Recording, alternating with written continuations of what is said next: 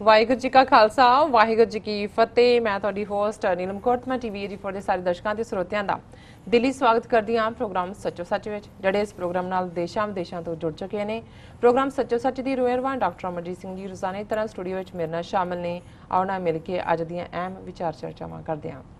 जी doctor साहब वाहिगुरू जी का खालसा वाहिगुरू जी की फतेह। जी डॉक्टर साहब जी आयां नूं प्रोग्राम सच्चो सच बहुत शुक्रिया जी। डॉक्टर साहब अज 18 जुलाई 2018 3 सौन नानकशाही संमत 550 का दिन है। तो डॉक्टर साहब प्रोग्राम शुरू करने तो पहला असीं अपने दर्शकों के ਸਰੋਤਿਆਂ हमेशा तरह दसीए व्यूअर्स, जे तुसीं हक सच इंसाफ ते प्यारा दिन दा इको एक चैनल TV 84 ਨੂੰ देखना चाहते हो तो तुसीं देख सकते हो स्पैक्ट्रम केबल, आर्शिन cable, Bell 5 cable in Canada, roku, Jadoo box, शावा, फेसबुक, TV 84 ਦੀ ਐਪ ਰਾਹੀਂ online streaming and IP box ਤੇ ਤੁਸੀਂ TV 84 ਨੂੰ ਦੇਖ ਸਕਦੇ ਹੋ। ਵਿਊਅਰਸ, ਜੇ ਤੁਸੀਂ TV 84 ਨਾਲ ਜਾਂ ਪ੍ਰੋਗਰਾਮ ਸੱਚੋ ਸੱਚ ਨਾਲ ਫੇਸਬੁੱਕ ਰਾਹੀਂ ਜੁੜੇ ਹੋ ਤਾਂ ਇਸ ਨੂੰ ਵੱਧ ਤੋਂ ਵੱਧ ਲਾਈਕ ਕਰੋ ਤੇ ਸ਼ੇਅਰ ਕਰੋ ਅਤੇ ਨਾਲ ਹੀ YouTube ਤੇ ਸਬਸਕ੍ਰਾਈਬ ਵੀ ਕਰੋ। Thank you so much, keep watching TV 84। ਜੀ ਡਾਕਟਰ ਸਾਹਿਬ, ਪ੍ਰੋਗਰਾਮ ਦੇ ਸ਼ੁਰੂ ਵਿੱਚ ਅੱਜ ਦਾ ਜੋ ਅਹਿਮ ਇਸ਼ੂ ਹੈ ਉਸ ਬਾਰੇ ਤੁਹਾਡੇ ਵਿਚਾਰ ਜਾਣਨੇ ਚਾਹਾਂਗੇ। ਜੀ ਡਾਕਟਰ ਸਾਹਿਬ, ਕੀ ਵਿਚਾਰਾਂ ਨੇ? ਦੇਖੋ, ਜਿਸ ਦੁਨੀਆ 'ਚ ਅਸੀਂ ਰਹਿੰਦੇ ਹਾਂ ਉਹ ਦੁਨੀਆ ਅੱਜ ਇੱਕ ਪਿੰਡ ਹੈ, ਗਲੋਬਲ ਵਿਲੇਜ ਹੈ ਜੀ।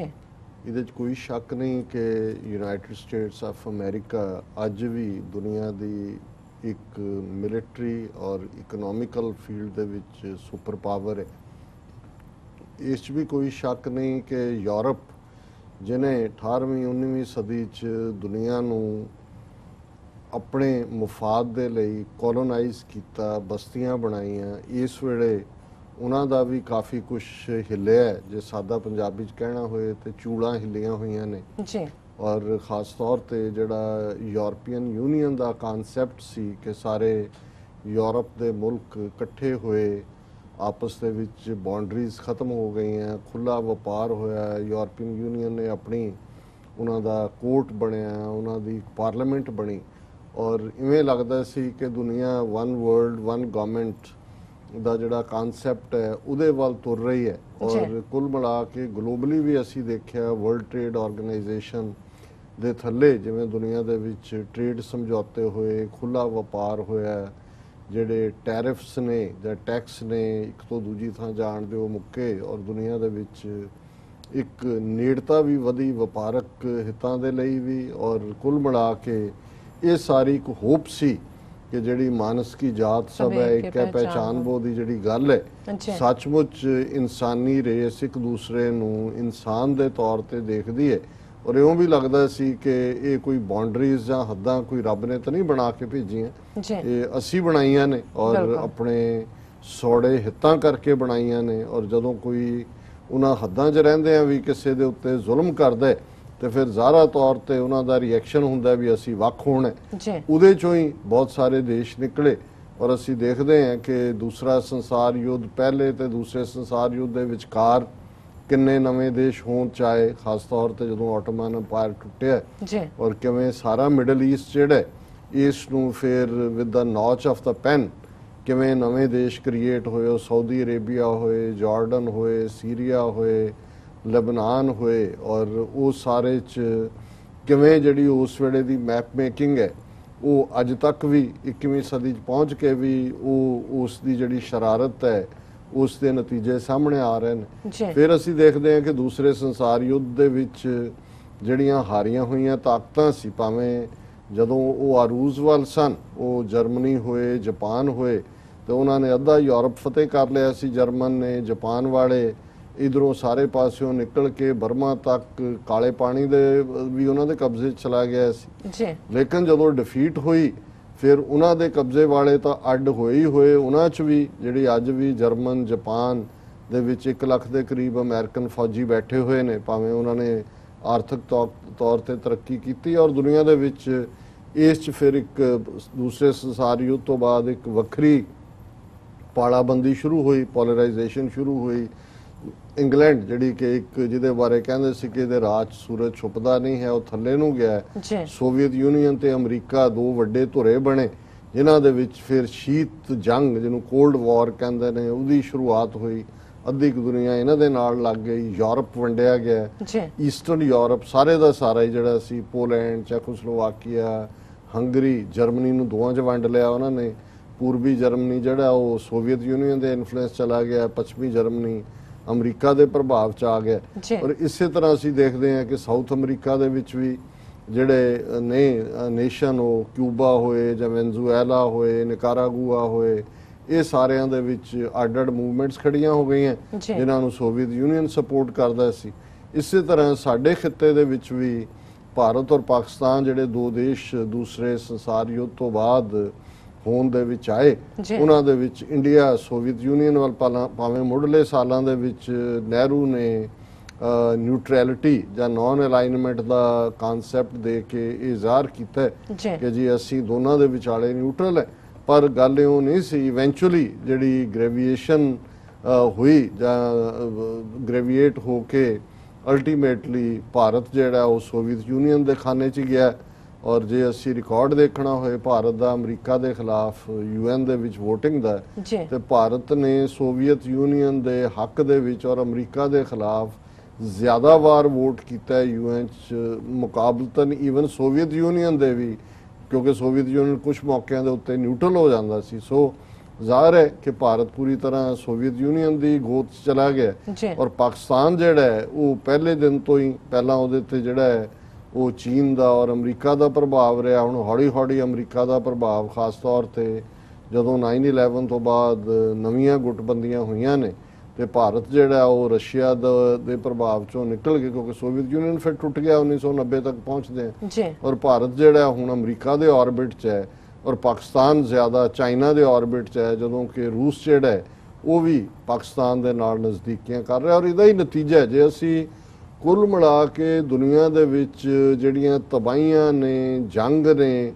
ਔਰ ਇਨਰ ਵੀ ਜਿਹੜੀਆਂ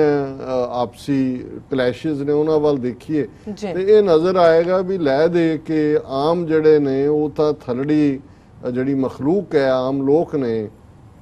ਉਹ ਤਾਂ ਇਹਨਾਂ ਦੀ ਲੜਾਈ ਲੜਦੇ ਨੇ। ਜਦੋਂ ਇਹ ਲੜਦੇ ਨੇ, ਇਹਨਾਂ ਦਾ ਸਾਨਾ ਦਾ ਭੇੜ ਹੁੰਦਾ ਤੇ ਉਹਦੇ 'ਚ ਆਮ ਕੋਈ ਇੱਧਰ ਕੁਚਲਿਆ ਗਿਆ, ਕੋਈ ਇੱਧਰ ਦੱਬਿਆ ਗਿਆ। ਔਰ ਇਸ ਸਾਰੇ ਚੋਂ ਸਿਨੈਰੀਓ ਜੇ ਅਸੀਂ ਦੂਸਰੇ ਸੰਸਾਰ ਜੰਗ ਜਿਹੜਾ 1945 'ਚ ਖਤਮ ਹੁੰਦਾ, ਉਸ ਤੋਂ ਬਾਅਦ ਸੋਵੀਅਤ ਯੂਨੀਅਨ ਦੇ ਕਲੈਪਸ ਤੱਕ ਦੇਖੀਏ, ਜਿਹੜਾ ਸੋਵੀਅਤ ਯੂਨੀਅਨ 1999-90 ਤੱਕ ਜਾ ਕੇ ਅਫਗਾਨਿਸਤਾਨ 'ਚ ਫਸ ਗਏ 10 ਸਾਲ ਔਰ ਬੁਰੀ ਤਰ੍ਹਾਂ ਡਿਫੀਟ ਹੋਈ, ਆਰਥਿਕ ਤੌਰ ਤੇ ਟੁੱਟੇ। ਤੇ ਨਤੀਜਾ ਕਿਉਂਕਿ ਉਦੋਂ ਤੱਕ ਦੂਸਰੇ ਸੰਸਾਰ ਜੰਗ ਤੋਂ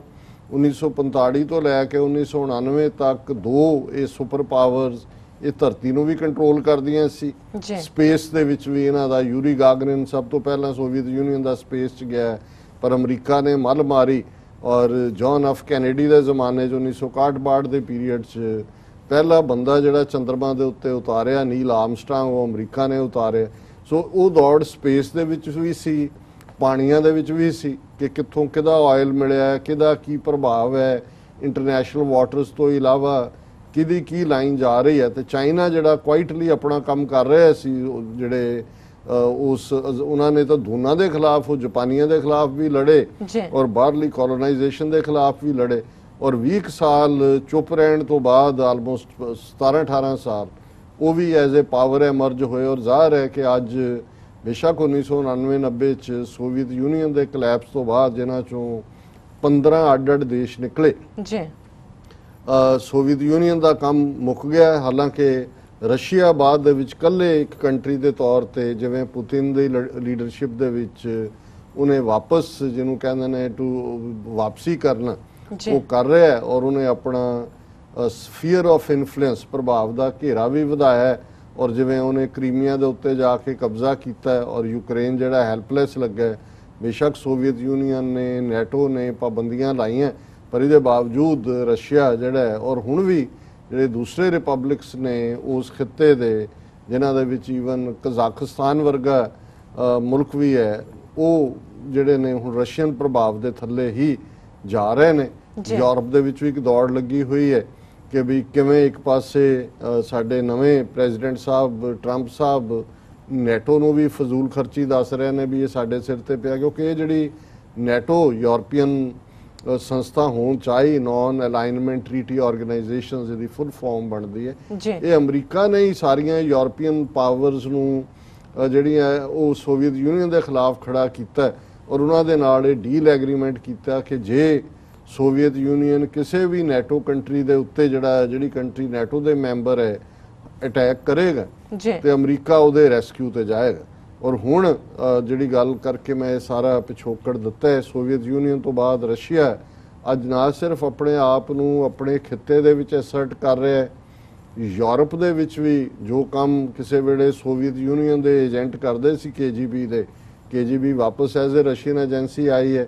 ਉਹਨਾਂ ਨੇ ਜਿਵੇਂ ਇੰਗਲੈਂਡ ਦੇ ਵਿੱਚ ਖਾਸ ਕੈਮੀਕਲ ਰਾਹੀਂ ਜਿਹੜਾ ਉਹਨਾਂ ਦਾ ਇੱਕ ਜਸੂਸ ਡਬਲ ਏਜੰਟ ਬ੍ਰਿਟਿਸ਼ ਦਾ ਵੀ ਬਣਿਆ, ਉਹ ਤੇ ਉਹਨਾਂ ਦੀ ਡਾਟਰ ਨੂੰ ਪਾਰਕ ਦੇ ਵਿੱਚ ਹਮਲੇ ਦਾ ਸ਼ਿਕਾਰ ਬਣਾਇਆ। ਜੀ ਫਿਰ ਅਸੀਂ ਦੇਖਦੇ ਹਾਂ ਵੀ ਉਹਨਾਂ ਦਾ ਪ੍ਰਭਾਵ ਕਿਵੇਂ ਰਸ਼ੀਆ ਦੇ ਥੱਲੇ ਅੱਜ ਅਮਰੀਕਾ ਦੇ ਵਿੱਚ ਕਿਸ ਹੱਦ ਤੱਕ ਉਹਨਾਂ ਦੇ ਸਪਾਈਂਗ ਏਜੰਟ ਨੇ। ਔਰ ਜਿਹੜੀ ਗੱਲ ਕਿਉਂਕਿ ਪਿਛਲੇ ਦਿਨਾਂ 'ਚ ਜਿਹੜੀ ਇੱਕ ਮੀਟਿੰਗ ਬੜੀ ਵਾਈਡਲੀ ਡਿਸਕਸ ਹੋਈ ਔਰ ਉਹਦੇ ਨਾਲ ਸੰਬੰਧਿਤ ਜਿਹੜੀ ਕੰਟਰੋਵਰਸੀ ਹੈ ਅਜੇ ਵੀ ਮਰਨ ਦਾ ਨਾਂ ਨਹੀਂ ਲੈ ਰਹੀ। ਫਿਨਲੈਂਡ ਜਿਹੜਾ ਇੱਕ ਛੋਟਾ ਜਿਹਾ ਦੇਸ਼ ਹੈ ਔਰ ਉਹਦੀ ਕੈਪੀਟਲ ਜਾਂ ਪ੍ਰਾਈਮ ਸਿਟੀ ਹੈਲਸਿੰਕੀ, ਜੀ ਕਿਉਂਕਿ ਜਿਹੜੀ meeting president Donald Trump America ਦੇ ਪ੍ਰੈਜ਼ੀਡੈਂਟ ਔਰ ਰਸ਼ੀਆ ਦੇ ਪ੍ਰੈਜ਼ੀਡੈਂਟ ਪੁਤਿਨ ਦੇ ਵਿਚਕਾਰ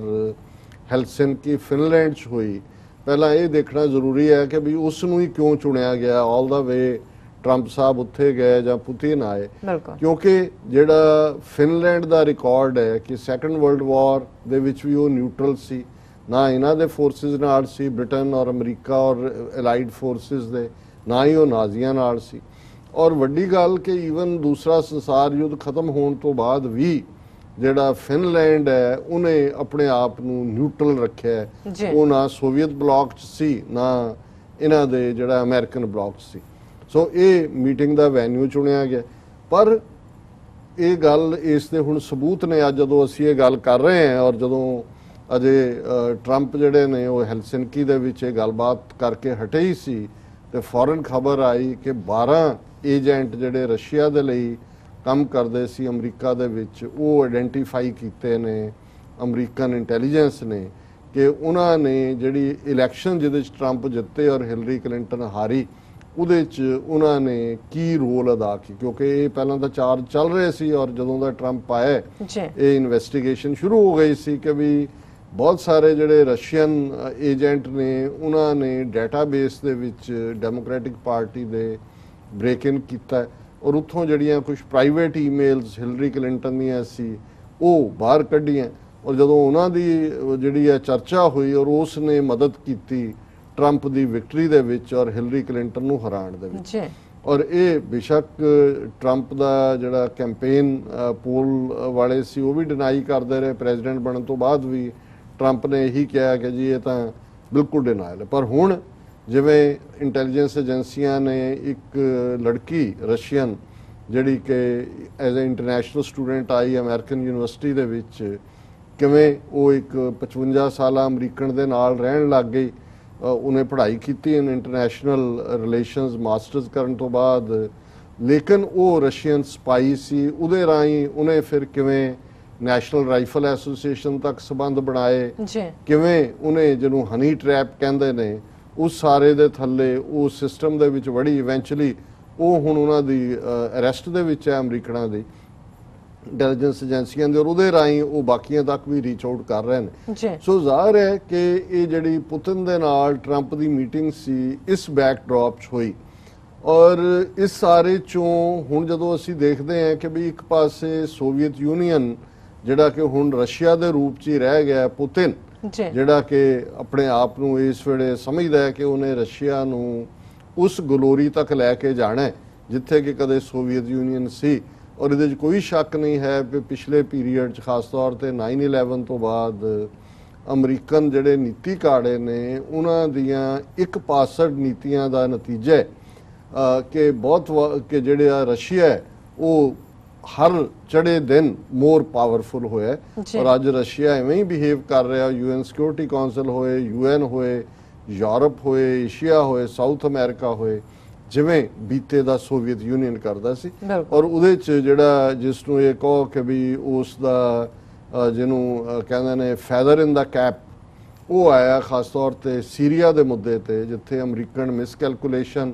ਦੇ ਥੱਲੇ ਕਿ ਜੀ ਅਸਾਦ ਦਾ ਮੁੰਡਾ ਉਹਨੂੰ ਇਹ ਜਿਹੜੇ ਨੇ ਡੀਥਰੋਨ ਕਰ ਦੇਣਗੇ, ਪਰ ਉਸ ਮੁੱਦੇ ਤੇ ਰਸ਼ੀਆ ਔਰ ਚਾਈਨਾ ਵੀ ਇਕੱਠੇ ਹੋਏ ਔਰ ਸੀਰੀਅਨ ਰਜੀਮ ਉੱਥੇ ਹੀ ਆ। ਔਰ ਜਿਹੜਾ ਮੈਸ ਕ੍ਰੀਏਟ ਕੀਤਾ ਇਸਲਾਮਿਕ ਸਟੇਟ ਦੇ ਥੱਲੇ ਅੱਜ ਅਸੀਂ ਉਹਦਾ ਪ੍ਰਭਾਵ ਦੇ ਇਸੇ ਤਰ੍ਹਾਂ ਬੇਸ਼ੱਕ ਅਫਗਾਨਿਸਤਾਨ ਦੀ ਜਿਹੜੀ ਨੀਤੀ ਹੈ ਇਹ 9/11 ਤੋਂ ਬਾਅਦ ਇਹਨਾਂ ਦਾ ਬਣਦਾ ਸੀ ਅਮਰੀਕਨਾਂ ਦਾ ਰਿਐਕਟ ਕਰਨਾ ਜੀ, ਪਰ ਜਿਵੇਂ ਉਸ ਮਿਸ਼ਨ ਨੂੰ ਮਿਸ਼ਨ ਅਕੰਪਲਿਸ਼ਡ ਕਹਿ ਕੇ ਨਿਕਲ ਨਹੀਂ ਸਕੇ ਜਦੋਂ ਉਸਾਮਾ ਮਾਰਿਆ ਗਿਆ 10 ਸਾਲ ਬਾਅਦ ਉਸ ਤੋਂ ਬਾਅਦ ਇੱਕ ਮੌਕਾ ਸੀ ਔਰ ਜਾਣਦਿਆਂ ਹੋਇਆਂ ਕਿ ਅਫਗਾਨਿਸਤਾਨ ਦਾ ਜਿਹੜਾ ਉਹ ਟੈਰੇਨ ਹੈ ਜਾਂ ਲੋਕ ਨੇ ਉਹ ਕਿਵੇਂ ਗ੍ਰੇਵਯਾਰਡ ਬਣਦੀ ਹੈ ਵੱਡੇ ਵੱਡੇ ਐਮਪਾਇਰਸ ਦੀ ਜੇ ਸੋਵੀਅਤ ਯੂਨੀਅਨ ਦੇ ਵੀ ਉਹ ਗ੍ਰੇਵਯਾਰਡ ਬਣੀ ਸੀ 1999 ਤੱਕ ਪਹੁੰਚਦੇ ਜੀ, ਸੋ ਇਹਨਾਂ ਦਾ ਸੀ ਕਿ ਵੀ ਉੱਥੋਂ ਨਿਕਲ ਆਉਂਦੇ ਲੇਕਿਨ ਉਹਦਾ ਨਤੀਜਾ ਹੈ ਕਿ ਵੀ ਇਹ ਹੁਣ ਆਲਮੋਸਟ 7 ਸਾਲ ਇਸ ਤੋਂ ਬਾਅਦ ਵੀ ਹੋ ਗਏ ਨੇ ਔਰ ਇਹ ਉੱਥੇ ਫਸੇ ਵੀ ਹੋਏ ਨੇ ਤਾਲਿਬਾਨ ਦੇ ਨਾਲ ਗੱਲਬਾਤ ਦੀ ਵੀ ਲਾਈਨ ਹੈ ਲੇਕਿਨ ਉਹ ਜਿਹਨੂੰ ਕਹਿੰਦੇ ਨੇ ਅਨਐਂਡਿੰਗ ਮੈਸ ਹੈ ਜੀ, ਔਰ ਉਹ ਜਿਹੜੀ ਇੱਕ ਵਿਕਟਰੀ ਉਸਾਮਾ ਦੇ ਮਾਰੇ ਜਾਣ ਤੋਂ ਬਾਅਦ ਇਹ ਕਲੇਮ ਕਰਕੇ ਆ ਸਕਦੇ ਸੀ ਉਹ ਉਹਨਾਂ ਨੇ ਇਸੇ ਤਰ੍ਹਾਂ ਸੀਰੀਆ ਦੇ ਵਿੱਚ ਵੀ ਫਾਈਨਲੀ ਜਿਹੜੀ ਹੈ ਉਹ ਅਮਰੀਕਨ ਨੀਤੀ ਦੀ ਡਿਫੀਟ ਹੋਈ ਇਰਾਕ ਪ੍ਰੈਜ਼ੀਡੈਂਟ ਬੁਸ਼ ਨੇ ਆਪਣੇ ਪਿਓ ਦੇ ਵੇੜੇ ਦਾ ਬਦਲਾ ਲੈਣ ਲਈ ਜਿਹੜਾ ਉਹ ਸਦਾਮ ਹੁਸੈਨ ਵਾਲਾ ਸਾਰਾ ਫੈਕਟਰ ਪਹਿਲਾਂ ਜਿਹੜਾ ਇਹਨਾਂ ਨੇ ਖੜਾ ਕੀਤਾ ਸੀ ਜੀ, ਉਹਨੂੰ ਡਿਸਮੈਂਟਲ ਕੀਤਾ ਨਤੀਜੇ ਦੇ ਤੌਰ ਤੇ ਇਰਾਕ ਵੀ ਸਿਵਲ ਵਾਰ 'ਚ ਧੱਕਿਆ ਗਿਆ ਔਰ ਜਿਹੜੀ ਸਰਕਾਰ ਉੱਥੇ ਬਣੀ ਜ਼ਾਹਰ ਹੈ ਕਿ ਵੀ ਇਰਾਕ ਦੇ ਵਿੱਚ ਸ਼ੀਆ ਮੈਜੋਰਿਟੀ ਪੋਪੂਲੇਸ਼ਨ ਹੈ ਉਹ ਜ਼ਿਆਦਾ ਗ੍ਰੇਵੀਏਟ ਹੋਈ ਈਰਾਨ ਦੀ ਤਰਫ ਔਰ ਕਿੱਥੇ ਉਸ ਖਿੱਤੇ ਸਿਰਫ ਇੱਕੋ ਹੀ ਸ਼ੀਆ ਮੁਲਕ ਈਰਾਨ ਸੀ ਇਰਾਕ ਵੀ ਖੜਾ ਹੋ ਗਿਆ ਔਰ ਇਹ ਵੀ ਇਨ ਦਾ ਐਂਡ ਮਿਡਲ ਈਸਟ ਦੇ ਵਿੱਚ ਅਮਰੀਕਨ ਪਾਲਿਸੀ ਦੀ ਇੱਕ ਫੇਲਿਅਰ ਹੀ ਸਾਬਤ ਹੋਇਆ ਔਰ ਇਸੇ ਤਰ੍ਹਾਂ ਅਸੀਂ ਈਵਨ ਮੈਂ ਇਹ ਦੇਖਦਾ ਹਾਂ ਵੀ ਜਿਸ ਅੰਦਾਜ਼ 'ਚ ਅਮਰੀਕਨ ਨੀਤੀ ਘਾੜਿਆਂ ਨੇ ਸਾਊਥ ਏਸ਼ੀਆ ਦੇ ਵਿੱਚ ਆਪਣਾ ਪੈਰ ਜਮਾਏ ਕਿਵੇਂ ਇੰਡੀਆ ਦੇ ਪ੍ਰੀਵੀਅਸ ਰੈਕਰਡ ਨੂੰ ਇਗਨੋਰ ਕਰਕੇ ਪ੍ਰੈਜ਼ੀਡੈਂਟ ਬੁਸ਼ ਨੇ ਜਿਵੇਂ ਇੰਡੀਆ ਨੂੰ ਨਿਊਕਲੀਅਰ ਸਪਲਾਇਰ ਗਰੁੱਪ ਚੋਂ ਆਫ ਦਾ ਹੁੱਕ ਕਰਾਇਆ ਜੀ, ਇਸ ਤੋਂ ਕਿ ਉਹਨੇ ਇੰਡੀਆ ਨੇ ਇਹਨਾਂ ਨਿਊਕਲੀਅਰ ਨਾਨ ਪ੍ਰੋਲੀਫਰੇਸ਼ਨ ਟ੍ਰੀਟੀ ਤੇ ਦਸਤਖਤ ਕੀਤੇ ਨਾ ਕੰਪਰੈਹੈਂਸਿਵ ਨਿਊਕਲੀਅਰ ਟੈਸਟ ਬੈਨ ਟ੍ਰੀਟੀ ਤੇ ਦਸਤਖਤ ਕੀਤੇ ਔਰ ਉਹਨਾਂ ਨੂੰ ਜਿਹੜਾ ਉਸ ਉਹਨਾਂ ਸੈਂਕਸ਼ਨਸ ਤੋਂ ਕੱਢ ਦਿੱਤਾ ਔਰ ਨਤੀਜੇ ਦੇ ਤੌਰ ਤੇ ਪ੍ਰੈਸਲਰ ਅਮੈਂਡਮੈਂਟ ਦਾ ਵੀ ਭੋਗ ਪੈ ਗਿਆ ਇੰਟਰਨੈਸ਼ਨਲ ਲਾਅ ਜਿਹੜੇ ਇਹ ਟੀਟੀ ਸੀ ਲੇਕਿਨ ਇੰਡੀਆ ਜਿਹੜਾ ਵਾਪਸ ਉਹ ਗ੍ਰੇਵੀਏਟ ਕਰ ਰਿਹਾ ਹੈ ਔਰ ਜਿਹੜੀ ਇਹਨਾਂ ਦੀ ਹੁਣ ਉਹਨਾਂ ਨੇ ਉਹਨਾਂ ਦੇ ਪ੍ਰੋਡਕਟਸ ਦੇ ਉੱਤੇ ਐਕਸਟਰਾ ਟੈਰਿਫ ਲਾਈ ਹੈ ਉਹ ਸਟੀਲ ਹੋਏ ਦੂਜੀਆਂ ਚੀਜ਼ਾਂ ਹੋਣ ਔਰ ਜਿਵੇਂ 2 ਵਾਰ ਜਿਹੜੀ 2+2 ਮੀਟਿੰਗ ਕੈਂਸਲ ਹੋਈ ਜਿਵੇਂ ਮੈਂ ਕਿਹਾ ਕਿ ਵੀ ਉੱਥੇ ਜਿਹੜੀ ਹੈ ਉਹ ਨਿਰਮਲਾ ਤੇ ਸੁਸ਼ਮਾ ਵਿਚਾਰੀਆਂ ਤਿਆਰ ਰਹੀਆਂ ਡਿਫੈਂਸ ਮਿਨਿਸਟਰ ਤੇ ਉਹ ਉਹਨਾਂ ਦੀ ਫੋਰਨ ਮਿਨਿਸਟਰ ਇਹ ਸਾਰਾ ਫੇਲਿਅਰ ਹੈ ਔਰ ਅਮਰੀਕਾ ਨੂੰ ਔਰ ਇਸ ਸਾਰੇ ਪਾਰਟ 'ਚ ਅਮਰੀਕਾ ਨੇ ਭਾਰਤ ਦੇ ਉਸ ਪ੍ਰਭਾਵ ਥੱਲੇ ਆ ਕੇ ਆਪਣੀਆਂ ਗਲਤ ਨੀਤੀਆਂ ਦੀ ਵਜ੍ਹਾ ਨਾਲ ਪਾਕਿਸਤਾਨ ਨੂੰ ਡੰਪ ਕੀਤਾ ਜੀ ਨਤੀਜੇ ਦੇ ਤੌਰ ਤੇ ਜਿਹੜੀ ਪਾਕਿਸਤਾਨ ਜਿਹਨੇ ਕਿ ਕੋਲਡ ਵਾਰ ਈਰਾ ਦੇ ਦੌਰਾਨ ਪਾਕਿਸਤਾਨ ਸੀਟੋ ਦਾ ਮੈਂਬਰ ਵੀ ਰਿਹਾ ਹੈ ਔਰ ਹਰ ਮੁਹਾਜ਼ ਦੇ ਉੱਤੇ ਈਵਨ ਚਾਈਨਾ ਨਾਲ ਜਿਹੜਾ ਅਮਰੀਕਾ ਦਾ ਦਰਵਾਜ਼ਾ ਖੋਲ੍ਹਿਆ ਅਮਰੀਕਾ ਲਈ ਉਹ ਉਸ ਵੇਲੇ ਜ਼ੁਲਫਿਕਾਰ ਅਲੀ ਭੁੱਟੋ ਨੇ ਜਿਹੜੀ ਪਹਿਲੀ ਮੀਟਿੰਗ ਹੈਨਰੀ ਕਿਸਿੰਜਰ ਦੀ ਚੌਨ ਲਾਈ ਜਾਂ ਮੌਸੇ ਤੁੰਗ ਨਾਲ ਹੋਈ ਲੇਕਿਨ ਜੇ ਤੁਸੀਂ ਈਵਨ ਇਹੀ ਰੱਖੋ ਕਿ ਵੀ ਤੁਸੀਂ ਜਦੋਂ ਮਰਜ਼ੀ ਕਿਸੇ ਨੂੰ ਵਰਤ ਲਿਆ ਉਹਨੂੰ ਫਿਰ ਡੰਪ ਕਰ ਦੇਣਾ ਤੇ ਫਿਰ ਇਹ ਠੀਕ ਹੈ ਵਕਤੀ ਤੌਰ ਤੇ ਓਪਰਚੁਨਿਸਟਿਕ ਪੋਲਿਟਿਕਸ ਜ਼ਰੂਰ ਹੁੰਦੀ ਹੈ ਲੇਕਿਨ ਲੌਂਗ ਟਰਮ ਜਿਹੜਾ ਹੈ ਇਹ ਫਿਰ ਤੁਹਾਡੇ ਪ੍ਰਤੀ ਜਿਹੜੇ ਮੁਲਕਾਂ ਨਾਲ ਤੁਸੀਂ ਸੰਬੰਧ ਬਣਾਏ ਹੁੰਦੇ ਨੇ ਉਹਨਾਂ ਦੇ ਵਿੱਚ ਬੇਵਿਸ਼ਵਾਸੀ ਪੈਦਾ ਹੁੰਦੀ ਹੈ ਸੋ ਮੈਨੂੰ ਇਹ ਲੱਗਦਾ ਵੀ ਈਵਨ ਜਿਹੜਾ ਅਮਰੀਕਾ ਦਾ ਔਰ ਅਮਰੀਕਾ ਨੂੰ ਦੇ ਹਿੱਤ 'ਚ ਸੀ ਕਿ ਉਹ ਇੱਕ ਬੈਲੈਂਸਡ ਪਾਵਰ ਦੇ ਤੌਰ ਤੇ ਸੱਚਮੁੱਚ ਕਿਉਂਕਿ 1990 ਤੋਂ ਬਾਅਦ ਅਮਰੀਕਾ ਇੱਕ ਸੁਪਰ ਪਾਵਰ ਬਣ ਕੇ ਉੱਭਰਿਆ ਸੀ ਜੇ ਸੁਪਰ ਪਾਵਰ ਵਾਂਗ ਹੀ ਅਮਰੀਕਾ ਬਿਹੇਵ ਕਰਦਾ ਅਮਰੀਕਾ ਨੂੰ ਕੋਈ ਚੈਲੰਜ ਨਹੀਂ ਸੀ ਪਰ ਜੇ ਤੁਸੀਂ ਉਸ ਕਿਸਮ ਦਾ ਹੀ ਫੇਰ ਉਹ ਦਾਦਾਗਿਰੀ ਕਰਨ ਲੱਗ ਜਾਓ ਜਿਹਨੂੰ ਮਰਜ਼ੀ ਧਮਕਾ ਦਿਓ ਈਰਾਨ ਦੇ ਨਾਲ ਜਿਹੜੀ ਓਬਾਮਾ ਐਡਮਿਨਿਸਟ੍ਰੇਸ਼ਨ ਦੀ ਇੱਕ ਪ੍ਰਾਪਤੀ ਸੀ ਘੱਟੋ ਘੱਟ ਈਰਾਨ ਪ੍ਰਤੀ ਜਿਹੜੀ ਗਲਤ ਪੋਲਿਟਿਕਸ ਫਾਲੋ ਹੋਈ ਉਹਨਾਂ ਦੀਆਂ ਵੀ ਜ਼ਿਆਦਤੀਆਂ ਸੀ ਉਹਨੂੰ ਬੈਕ ਕਰਨ ਦੀ ਲਾਈਨ ਜਾਂ ਕਿਊਬਾ ਪ੍ਰਤੀ ਔਰ ਈਰਾਨ ਨਾਲ ਕੀਤੀ ਡੀਲ ਜਿਹਦੇ 'ਚ Britain France Germany England multi country deal ਸੀ ਉਹਦੇ 'ਚੋਂ ਯੂਨੀਲੈਟਰਲੀ ਟਰੰਪ ਸਾਹਿਬ ਬਾਹਰ ਆ ਗਏ ਉਹਨੂੰ ਕਲੈਪਸ ਕਰਤਾ ਇਵੇਂ ਐਨਵਾਇਰਨਮੈਂਟਲ ਲਾਈਨ ਨੂੰ ਕੀਤਾ ਸੋ ਕੁੱਲ ਮਿਲਾ ਕੇ ਅਮਰੀਕਾ ਦੇ ਵਿੱਚ ਜਦੋਂ ਤੁਸੀਂ ਇਸ ਸਾਰੇ ਪਾਰਟ ਨੂੰ ਦੇਖਦੇ ਹੋ ਕਿ ਇਹ ਜਿਹੜੀ ਈਵਨ ਹੈਲਸਿੰਕੀ ਬੈਠਕ ਸੀ ਜਿਹਦੇ 'ਚੋਂ ਇਹਦੇ 'ਚ ਕੋਈ ਸ਼ੱਕ ਨਹੀਂ ਹੈ ਕਿ ਲੌਂਗ ਟਰਮ ਇਹ ਅਮਰੀਕਾ ਦੇ ਹਿੱਤ 'ਚ ਹੈ ਕਿ ਰਸ਼ੀਆ ਦੇ ਨਾਲ ਅਮਰੀਕਾ ਦੇ ਚੰਗੇ ਸੰਬੰਧ ਹੋਣ ਪਰ ਤੁਸੀਂ ਜੇ ਆਪਣੇ ਦੇਸ਼ ਦੇ ਹਿੱਤ ਜਾਂ ਆਪਣੀਆਂ ਇੰਟੈਲੀਜੈਂਸ ਏਜੰਸੀਆਂ ਜਾਂ ਉਹ ਨੇਸ਼ਨ ਜਿਨ੍ਹਾਂ ਨੇ ਤੁਹਾਡਾ ਦੁੱਖ ਸੁੱਖ ਸਾਥ ਦਿੱਤਾ ਹੈ ਨੈਟੋ ਦੇ ਉਹਨਾਂ ਨੂੰ ਤੁਸੀਂ ਜਿਹੜਾ ਉਹ ਡੰਪ ਕਰ ਰਹੇ ਹੋ ਔਰ ਤੁਸੀਂ ਉਸ ਰਸਤੇ ਤੇ ਤੁਰ ਰਹੇ ਹੋ ਸੋ ਜ਼ਾਹਰ ਹੈ ਕਿ ਇਹ ਅਲਟੀਮੇਟਲੀ ਅਮਰੀਕਾ ਦੇ ਵਿੱਚ ਵੀ ਇਸ ਗੱਲ ਦੇ ਉੱਤੇ ਸਵਾਲੀਆ ਨਿਸ਼ਾਨ ਉੱਠ ਰਹੇ ਨੇ, ਇਕੱਲੇ ਇੰਟੈਲੀਜੈਂਸ ਏਜੰਸੀਆਂ ਦੇ ਨਹੀਂ। ਹੁਣ ਈਵਨ ਰਿਪਬਲਿਕਨ ਪਾਰਟੀ ਜਿਹੜੀ ਟਰੰਪ ਦੀ ਪਾਰਟੀ ਹੈ ਉਸ ਦੇ ਵਿੱਚੋਂ ਕ੍ਰਿਟਿਸਿਜ਼ਮ ਹੈ, ਔਰ ਜਿਹੜੇ ਸੀਨੀਅਰ ਲੋਕ ਦੇਖ ਰਹੇ ਨੇ ਕਿ ਅਮਰੀਕਾ ਕਿਸ ਡਾਇਰੈਕਸ਼ਨ 'ਚ ਜਾ ਰਿਹਾ। ਬਿਲਕੁਲ, ਕਿਉਂਕਿ ਜਿਹੜੇ 2-3 ਵੱਡੇ ਲੈਪਸਿਸ ਇਸ ਪੀਰੀਅਡ ਦੇ ਵਿੱਚ ਜਿਹੜੇ ਉਸ ਮੀਟਿੰਗ ਦੇ ਦੌਰਾਨ, ਔਰ ਜਿਵੇਂ ਅਸੀਂ ਮੀਟਿੰਗ ਦੀ ਬੈਕਗ੍ਰਾਉਂਡ ਦੇਖਦੇ ਕਿ ਵੀ ਉਹਦੇ 'ਚ ਪਹਿਲੀ ਗੱਲ ਹੀ ਜਿਹੜਾ ਹੁਣ ਤੁਸੀਂ ਅੰਦਰ ਬੈਠ ਕੇ ਆਪਣੀ ਕੋਈ ਗਲਤ ਨੀਤੀ ਹੈ ਉਹਦੇ ਤੁਸੀਂ ਕਹਿੰਦੇ ਹੋ ਜੀ ਅਸੀਂ ਇਹ ਫੁਲਿਸ਼ਨੈਸ ਕੀਤੀ, ਸਾਡੀ ਸਟੂਪਿਡਿਟੀ ਹੈ, ਇਹਨੂੰ ਅਸੀਂ ਚੇਂਜ ਕਰੀਏ। ਪਰ ਤੁਸੀਂ ਹੈਲਸਿੰਕੀ 'ਚ ਮਿਲ ਰਹੇ ਹੋ, ਦੁਨੀਆ ਭਰ ਦਾ ਮੀਡੀਆ, ਹਕੂਮਤਾਂ ਦੇਖ ਰਹੀਆਂ, ਤੇ ਉਸ ਧਰਤੀ ਤੇ ਖਲੋ ਕੇ ਜਿਵੇਂ ਟਰੰਪ ਨੇ ਕਿਹਾ ਕਿ ਵੀ ਉਹਨਾਂ ਨੇ ਕਿਹਾ ਕਿ ਵੀ ਸਾਡੀ ਜਿਹੜੀ ਹੈ ਨੀਤੀ ਰੂਸ ਪ੍ਰਤੀ ਪਿਛਲੀ foolishness and stupidity for the two powers hostile ties, कि भी ये ਜਿਹੜੀ ਸਾਡੀ ਦੁਸ਼ਮਣੀ ਵਾਲਾ ਪਾਰਟ ਹੈ ਇਹ ਸਾਡੇ ਮੁਲਕ ਦੀ ਜਿਹੜੀ ਹੈ ਇਹ ਫੁਲਿਸ਼ਨੈਸ ਔਰ ਸਟੂਪਿਡਿਟੀ ਦੀ ਨੀਤੀ ਸੀ। ਔਰ ਇਸ ਦੇ ਉੱਤੇ ਜਿਹੜਾ ਉਹਨਾਂ ਨੇ ਜਿਹੜੇ ਐਗਜ਼ੈਕਟ ਵਰਡ ਨੇ, our relationship with Russia has never been worse thanks to many years of US foolishness and stupidity and now the rigged witch hunt। ਹੁਣ witch hunt ਹੈ ਕਿ ਜਿਹੜੀਆਂ ਅਮਰੀਕਾ ਦੀ ਇੰਟੈਲੀਜੈਂਸ ਏਜੰਸੀਆਂ ਇਹ ਦੇਖ ਰਹੀਆਂ ਕਿ ਕਿਹੜੇ ਰਸ਼ੀਅਨ ਏਜੰਟ ਇਨਵੋਲਵ ਸੀ ਜਿਨ੍ਹਾਂ ਨੇ ਇਲੈਕਸ਼ਨ ਸਿਨੈਰੀਓ ਨੂੰ ਬਦਲਿਆ ਔਰ ਉਹ ਬ੍ਰੇਕ ਇਨ ਕੀਤਾ ਡੈਮੋਕ੍ਰੈਟਿਕ ਉਹ ਸਾਰੇ ਡਾਟਾਬੇਸ ਦੇ ਵਿੱਚ। ਉਹਨਾਂ ਨੂੰ ਕਹਿ ਰਿਹਾ ਕਿ ਜੀ ਇਹ ਸਾਡਾ, ਔਰ ਉਹਦੇ ਤੇ ਜਿਹੜਾ ਦਾ Russian foreign ministry liked his words, ਇਹ ਕੋਟ ਅਨਕੋਟ ਹੈ, and tweeted back we agree. ਹੁਣ ਤੁਸੀਂ ਜਿਨ੍ਹਾਂ ਨੇ ਤੁਹਾਡੇ ਸੈਟਅਪ ਨੂੰ ਤੋੜਿਆ ਆ ਕੇ ਵਿੱਚ ਵੜੇ, ਔਰ ਅਮਰੀਕਾ ਦੇ ਵਿੱਚ ਬਹੁਤ ਸੀਰੀਅਸ ਕ੍ਰਾਈਮ ਹੈ ਜੀ। ਫਿਰ ਕ੍ਰੀਮੀਆ ਵਰਗਾ ਮੁਲਕ ਜਿਹੜਾ ਉਹਨਾਂ ਨੇ ਆਪੇ ਹੀ ਰੈਫਰੈਂਡਮ ਦੇ ਨਾਂ ਥੱਲੇ ਦੱਬ ਲਿਆ, ਉਹਦੇ ਥੱਲੇ ਤੁਸੀਂ ਸੈਂਕਸ਼ਨਸ ਲਾਈਆਂ ਉਹਨਾਂ ਦੇ ਉੱਤੇ, ਕਿਉਂਕਿ ਨੈਟੋ ਨੇ ਇਸ ਦੇ ਉੱਤੇ ਜਾਂ ਯੂਰਪੀਅਨ ਯੂਨੀਅਨ ਨੇ ਲਾਈਨ ਲਈ, ਔਰ ਤੁਸੀਂ ਕਹਿ ਰਹੇ ਹੋ ਕਿ ਜੀ ਇਹ ਸਾਡੀਆਂ ਸਾਰੀਆਂ ਫੁਰਸ਼ ਨੀਤੀਆਂ ਸੀ। ਔਰ ਆਪਣੀਆਂ ਇੰਟੈਲੀਜੈਂਸ ਏਜੰਸੀਆਂ ਨੇ ਜਿਹੜੀ ਬਰੀਫਿੰਗ ਦਿੱਤੀ ਟਰੰਪ ਨੂੰ ਗੱਲਬਾਤ ਤੋਂ ਪਹਿਲਾਂ, ਉਹਨੇ ਕਾਗਜ਼ ਹੀ ਨਹੀਂ ਫੜਿਆ, ਪਹਿਲਾਂ ਦੇਖਿਆ ਹੀ ਨਹੀਂ ਹੈ, ਫਿਰ ਫੜ ਕੇ ਪਾਸੇ ਰੱਖਦਾ। ਤੇ 2 ਘੰਟੇ ਜਿਹੜੀ ਅੰਦਰ 1-to-1 ਮੀਟਿੰਗ ਹੋਈ ਉਹਦੇ 'ਚ ਉਹਨਾਂ ਨੇ ਬੜੇ ਮਾਣ ਨਾਲ ਕਿਹਾ ਜੀ ਕਿ ਵੀ I think we will have an extraordinary relationship. I hope so. I have been saying it. I am sure you heard over the year and as I campaigned that getting along with Russia is good thing, not a bad thing. ਚਲੋ ਇਹਨੂੰ ਜੇ ਤੁਸੀਂ as a ਪਲੇਜ਼ੈਂਟਰੀ ਲਓ ਕਿ ਜੀ pleasant ਦੇ ਗੱਲ ਦੇ ਨਾਲ ਤੁਸੀਂ ਸ਼ੁਰੂ ਕੀਤਾ, ਹਾਂ ਸਾਨੂੰ ਨੇੜੇ ਆਉਣਾ ਚਾਹੀਦਾ, ਪਰ ਜਦੋਂ ਤੁਸੀਂ ਆਪਣਿਆਂ ਨੂੰ ਹੀ ਡਿਸਕਾਰਡ ਕਰਨਾ ਸ਼ੁਰੂ ਕਰ ਦਿੰਦੇ ਹੋ, ਔਰ ਉਹਨਾਂ ਨੇ ਇਹ ਕਿਹਾ ਕਿ ਵੀ ਇਹ ਅਸੀਂ ਜਿਹੜਾ ਸਾਰਾ ਇਹ ਪਹਿਲਾ ਪਾਰਟ ਸੀ, ਔਰ ਜਿਹਦੇ 'ਚ ਹਿਲਰੀ ਕਲਿੰਟਨ ਨੇ ਇਹਦੇ ਉੱਤੇ ਟਵੀਟ ਕੀਤਾ ਜੋ ਟਰੰਪ ਨੇ ਹੈਲਸਿੰਕੀ 'ਚ ਕਿਹਾ, great world cup question for president Trump as he meets Putin, do you know which team you play for. ਕਿਹਾ ਵੀ ਹੁਣ ਇੱਕ ਪਾਸੇ ਕਿਉਂਕਿ ਵਰਲਡ ਕੱਪ ਹੋ ਰਿਹਾ ਸੀ ਫੀਫਾ ਦਾ, ਉਹਦੇ ਤੇ ਫੋਕਸ ਸੀ, ਦੂਸਰੇ ਪਾਸੇ ਟਰੰਪ ਪੁਤਿਨ ਮੀਟਿੰਗ ਦੀ ਸੀ, ਤੇ ਜਿਵੇਂ ਜਾ ਕੇ ਟਰੰਪ ਨੇ ਆਪਣੀਆਂ ਏਜੰਸੀਆਂ ਨੂੰ ਭੰਨਿਆ, ਆਪਣੇ ਦੇਸ਼ ਦਾ ਜਿਹੜਾ ਉਹ ਜਲੂਸ ਕੱਢਿਆ, ਤੇ ਉਹ ਹਿਲਰੀ ਪੁੱਛ ਰਹੀ ਹੈ ਕਿ ਇਹ ਤੁਸੀਂ ਕਿਹੜੀ ਟੀਮ ਵੱਲੋਂ ਖੇਡ ਰਹੇ ਹੋ, ਰਸ਼ੀਆ ਵੱਲੋਂ ਖੇਡ ਰਹੇ ਹੋ ਕਿ ਅਮਰੀਕਾ ਵੱਲੋਂ ਖੇਡ ਰਹੇ ਹੋ। ਔਰ ਦੂਸਰਾ ਪਾਰਟ ਜਿਹੜਾ ਖਾਸ ਤੌਰ ਤੇ ਹੁਣ ਜਿਹੜੀ ਮੈਂ ਗੱਲ ਕਰਨ ਲੱਗਾ ਕਿ ਕਈ ਵਾਰ ਜਿਹੜੇ ਭਾਵੇਂ ਇਹ ਹੁੰਦਾ ਜਦੋਂ ਖਾਲਿਸਤਾਨ ਦੀ ਗੱਲ ਹੁੰਦੀ ਹੈ ਜੀ, ਛੋਟਾ ਜਿਹਾ ਦੇਸ਼, ਅੱਜ ਕੱਲੇ ਪੰਜਾਬ, ਇੰਡੀਅਨ ਆਕੂਪਾਈਡ ਪੰਜਾਬ ਸਿਰਫ 50,300 ਸਕੁਅਰ ਕਿਲੋਮੀਟਰ ਏਰੀਆ ਹੈ, ਇਹ ਕਿਵੇਂ ਸਰਵਾਈਵ ਕਰੇਗਾ। ਜਦੋਂ ਅਸੀਂ ਯੂਗੋਸਲਾਵੀਆ ਜਿਹੜਾ 1918 ਚ ਹੋਂਦ ਚ ਆਇਆ ਉਹਦੇ ਟੁੱਟਣ ਦੀ ਗੱਲ ਕਰਦੇ ਹਾਂ ਤਾਂ ਬਹੁਤ ਵਾਰੀ ਜਿਹੜਾ ਦੇਸ਼ਾਂ ਦਾ ਨਾਮ ਐ ਵੀ ਲੈਂਦਾ ਹੈ, ਸਰਬੀਆ, ਕਰੋਸ਼ੀਆ, ਬੋਸਨੀਆ ਹਰਜ਼ੇਗੋਵੀਨਾ, ਮੈਸੇਡੋਨੀਆ, ਕੋਸੋਵੋ, ਪਰ ਇੱਕ ਛੋਟਾ ਜਿਹਾ ਦੇਸ਼ ਜਿਹੜਾ ਉਦੋਂ ਨਹੀਂ ਸੀ ਇਮੀਡੀਏਟ, ਕਿਉਂਕਿ ਉਹਦਾ ਨਾਮ ਬਹੁਤ ਵਾਰ ਇਸ ਲਈ ਨਹੀਂ ਲਿਆ ਜਾਂਦਾ ਕਿ ਜਦੋਂ ਇਹ ਡਿਵੀਜ਼ਨ ਹੋਈ ਤੇ ਇਹ ਜਿਹੜਾ ਮੌਂਟੇਨੇਗਰੋ ਦੇਸ਼ ਹੈ,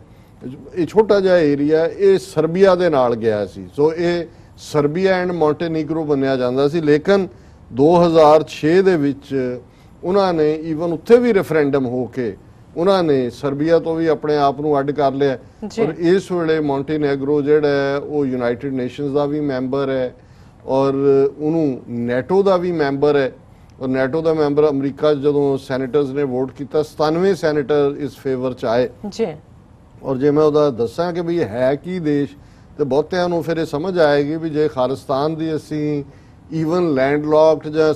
ਸਮਾਲ ਕੰਟਰੀ ਹੋਣ ਦੀ ਗੱਲ ਵੀ ਕਰਦੇ ਆ ਤੇ ਅੰਦਾਜ਼ਾ ਲਾ ਲਓ ਵੀ ਮੌਂਟੀਨੇਗਰੋ ਕੀ ਹੈ, ਜਿਹਦਾ ਟਰੰਪ ਨੇ ਮੈਂਸ਼ਨ ਵੀ ਕੀਤਾ ਹੈ। ਔਰ ਉਹ ਮੌਂਟੀਨੇਗਰੋ ਦੇ ਲੋਕ ਜਿਹੜੇ ਨੇ ਹੁਣ ਟਰੰਪ ਦੇ ਪਿੱਛੇ ਵੀ ਪਏ ਨੇ। ਇਹ 13,812 ਕਿਲੋਮੀਟਰ ਦਾ ਦੇਸ਼ ਹੈ। 13,812 ਕਿਲੋਮੀਟਰ। ਹੁਣ ਤੁਸੀਂ ਦੇਖ ਲਓ, ਮੌਜੂਦਾ ਇੰਡੀਅਨ ਆਕੂਪਾਈਡ ਪੰਜਾਬ ਤੋਂ ਵੀ ਪੰਜਵਾਂ ਹਿੱਸਾ, ਜਿਹੜਾ ਚੌਥਾ ਹਿੱਸਾ ਤੁਸੀਂ ਅੰਦਾਜ਼ਨ ਕਹਿ ਸਕਦੇ ਹੋ। ਹਾਲਾਂਕਿ ਜਦੋਂ ਅਸੀਂ ਖਾਲਿਸਤਾਨ ਦੀ ਗੱਲ ਕਰਦੇ ਹਾਂ, ਹਰਿਆਣਾ, ਰਾਜਸਥਾਨ, ਦਿੱਲੀ, ਹਿਮਾਚਲ ਦੇ ਜਿਹੜੇ ਪੰਜਾਬੀ ਏਰੀਏ ਨੇ, ਸਿੱਖ ਮੈਜੋਰਟੀ ਏਰੀਆਜ਼, ਉਹਦੇ ਨਾਲ ਉਹ ਮੱਚ ਮੋਰ ਡਬਲ ਟ੍ਰਿਪਲ ਹੋਏਗਾ ਜੀ। ਆਬਾਦੀ ਸਾਰੀ ਮੌਂਟੇਨੇਗਰੋ ਦੀ 6,42,550 ਹੈ। ਏਰੀਆ ਮੈਂ 13,812 ਕਿਲੋਮੀਟਰ ਦੱਸਿਆ ਜੀ। ਔਰ ਇਹ ਜਿਹੜਾ ਉਹਨਾਂ ਦੀ ਜਿਹੜੀ ਈਵਨ ਆਬਾਦੀ ਹੈ ਮੌਂਟੇਨੇਗਰੋ 'ਚ ਵੀ, ਉਹ ਮੌਂਟੇਨੇਗਰੀਅਨ ਓਰੀਜਨ ਦੇ ਲੋਕ ਮੈਜੋਰਟੀ 'ਚ ਨਹੀਂ ਨੇ। 44.5% ਲੋਕ ਮੌਂਟੇਨੇਗਰੀਅਨ ਨੇ, 28.7% ਜਿਹੜੇ ਨੇ ਸਰਬੀਅਨ ਨੇ, ਐਲਬੇਨੀਅਨ ਵੀ ਨੇ ਥੋੜੇ ਜਿਹੇ, ਔਰ ਬਾਕੀ ਜਿਹੜੇ ਨੇ ਉਹ ਜਿੰਨੇ ਪਰਸੈਂਟ ਬਚੇ ਉਹ ਸਾਰੇ ਮਿਕਸ ਕਿਸਮ ਦੇ ਲੋਕ ਨੇ। ਔਰ ਉਹਨਾਂ ਦੀ ਜਿਹੜੀ ਕੁੱਲ GDP ਹੈ ਉਹ ਸਾਰੀ 4 ਬਿਲੀਅਨ ਹੈ। ਹੁਣ ਇਹ ਜਿਹੜਾ ਮੌਂਟੇਨੇਗਰੋ ਹੈ, ਭਾਵੇਂ ਇਹਨਾਂ ਦਾ ਇਹ 6,42,550 ਜਿਹੜਾ 10 ਲੱਖ ਤੋਂ ਵੀ ਘੱਟ ਆਬਾਦੀ ਦਾ ਦੇਸ਼ ਹੈ, ਪਰ ਇਹਨਾਂ ਦੀ ਹਿਸਟਰੀ ਹੈ, ਟਫ ਲੋਕ ਨੇ। ਸੈਕੰਡ ਵਰਲਡ ਵਾਰ ਵੇਲੇ ਨਾਜ਼ੀਆਂ ਦੇ ਖਿਲਾਫ ਵੀ ਲੜੇ, ਔਰ ਸੋਵੀਅਤ ਆਕੂਪੇਸ਼ਨ ਦੇ ਵੇਲੇ ਭਾਵੇਂ ਯੂਗੋਸਲਾਵੀਆ ਮਾਰਸ਼ਲ ਟੀਟੋ ਦੇ ਥੱਲੇ ਗ੍ਰੈਵੀਏਟ ਕਰਦਾ ਸੀ ਟੁਵਰਡ ਸੋਵੀਅਤ ਯੂਨੀਅਨ,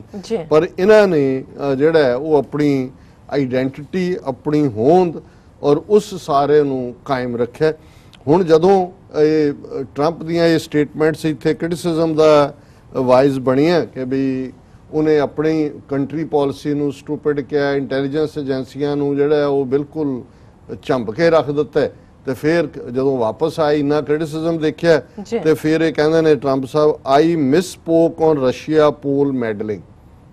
ਕਿ ਜੀ ਮੇਰੇ ਤੋਂ ਗਲਤੀ ਹੋਈ, ਮੈਂ ਇਹ ਨਹੀਂ ਸੀ ਕਹਿਣਾ, ਮੈਂ ਇਹ ਕਿਹਾ। ਪਰ ਨਾਲ ਦੀ ਨਾਲ ਅੱਜ ਜਦੋਂ ਮੈਂ ਸਟੇਟਮੈਂਟ ਦੇਖ ਰਿਹਾ, Trump Putin US president defends meeting and press conference, ਉਹਨੇ ਕਿਹਾ ਜੀ ਇਹ ਹੇਟਰੇਡ ਵਾਲੇ ਲੋਕ ਨੇ ਜਿਹੜੇ ਮੀਟਿੰਗ ਨੂੰ ਹੇਟ ਕਰ ਰਹੇ ਨੇ, ਮੈਂ ਆਪਣੇ ਹਰ ਵਰਡ ਨੂੰ ਡਿਫੈਂਡ ਕਰਦਾ and I stand by.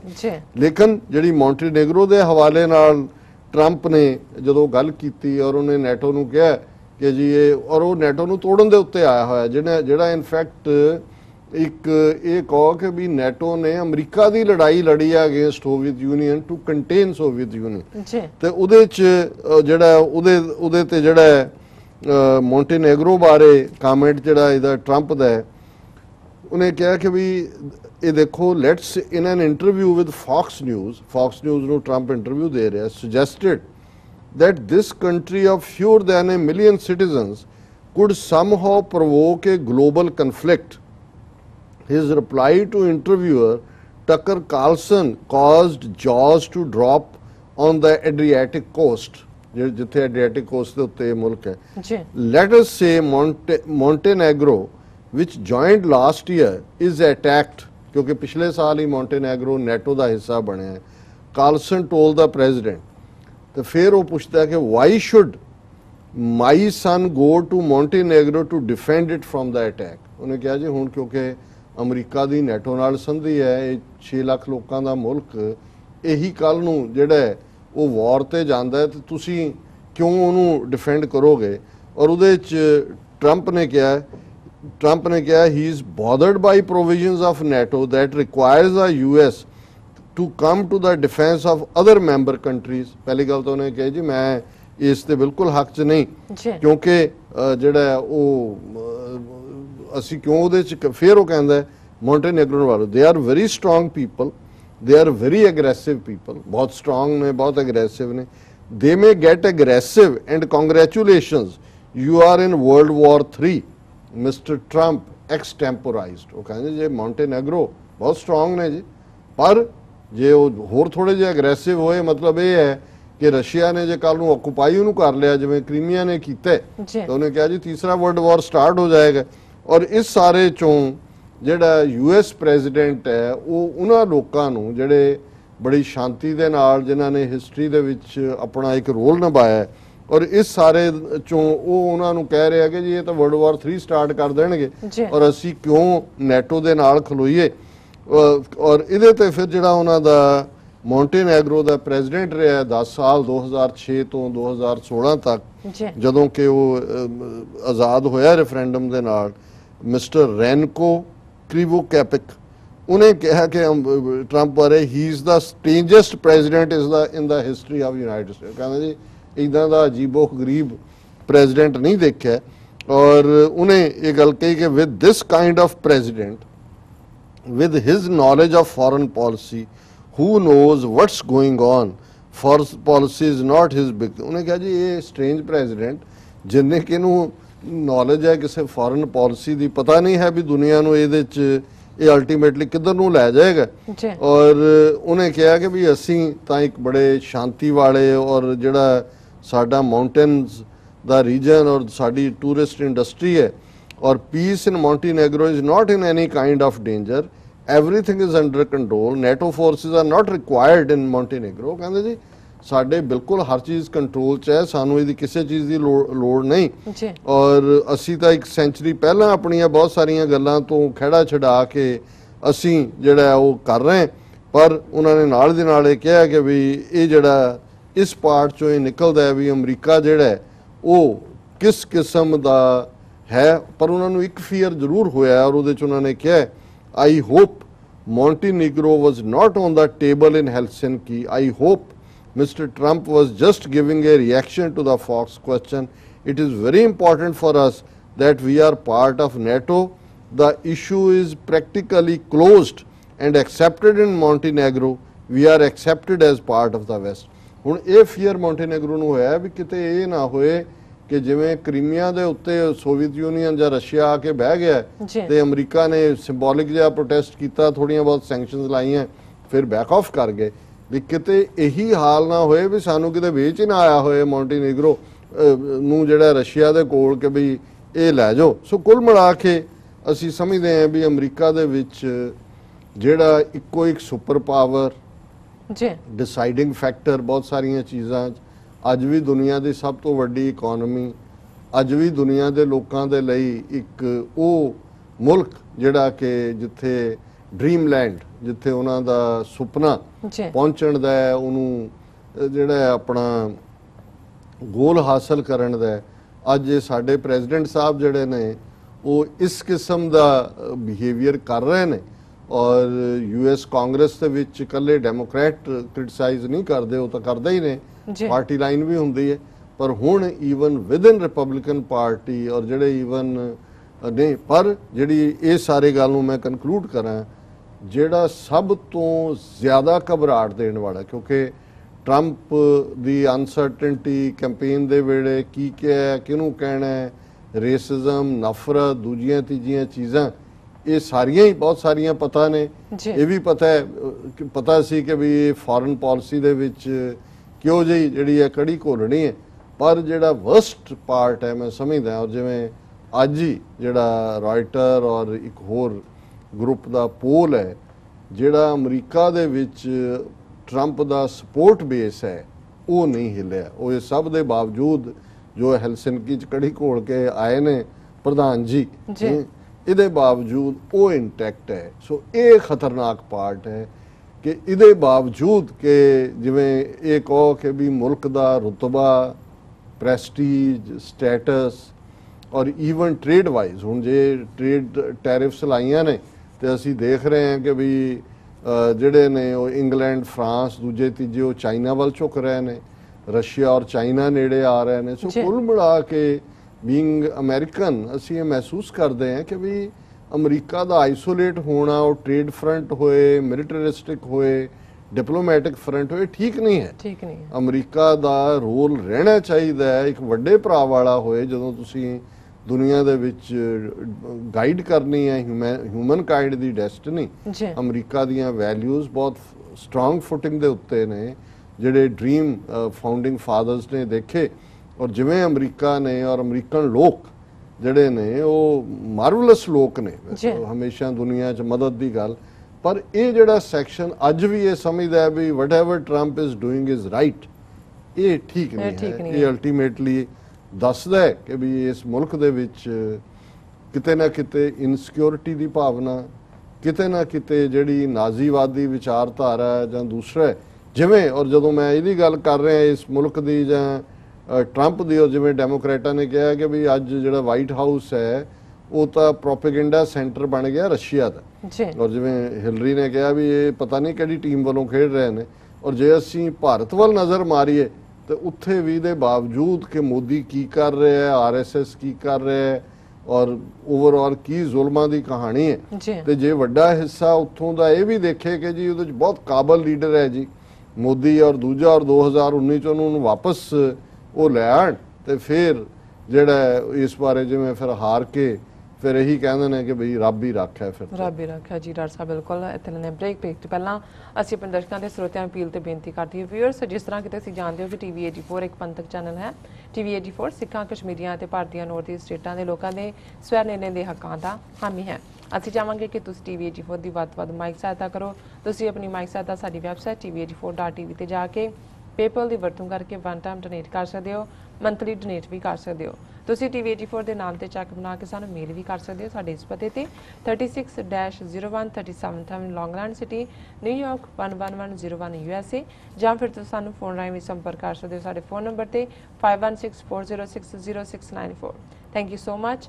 Viewers. ਤੁਸੀਂ ਕਿਤੇ ਨਹੀਂ ਜਾਣਾ, ਮਿਲਦੇ ਹਾਂ ਛੋਟੇ ਜਿਹੇ ਵਕਫੇ ਤੋਂ ਬਾਅਦ।